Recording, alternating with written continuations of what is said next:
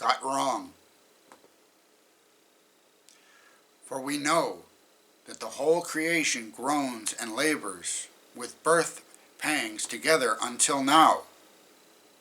Not only that, but we also, who have the first fruits of the Spirit, even we ourselves groan within ourselves, eagerly waiting for the adoption, the redemption of our body. For we were saved in this hope.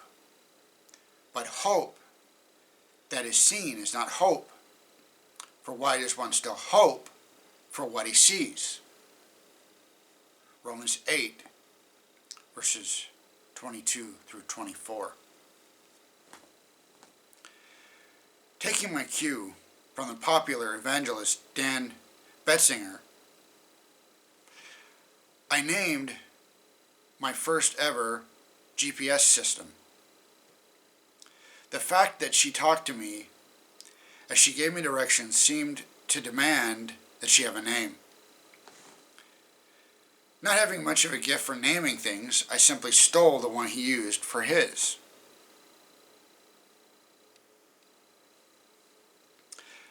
I still confess to having discussions, even disagreements. Why didn't you tell me to start moving over to the right lane sooner?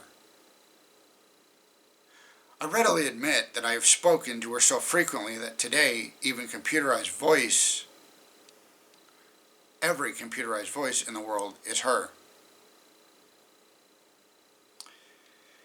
You might call the voice in your iPhone Siri,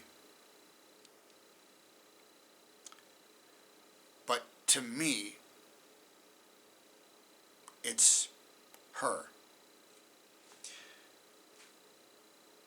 I remember distinctly the first time that I was let down by my GPS. Our family is wildly fond of Thai food, and I heard rumors of a new restaurant. I punched the name into the GPS unit and I started to be guided toward what I hope would be a culinary adventure. When we finally got the familiar, arriving at destination on the right, I found myself in the middle of an empty field, perched on a set of railway tracks.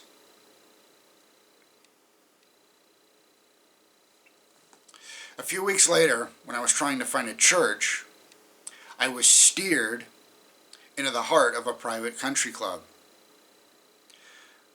I tried to assure the man at the guardhouse that there must be a church beyond the gates because the GPS had told me so. He assured me with rather harsh language, suggesting that he might also find his way to church. That there was no house of worship, and would I be so kind as to turn my vehicle around? There was something wrong with the GPS.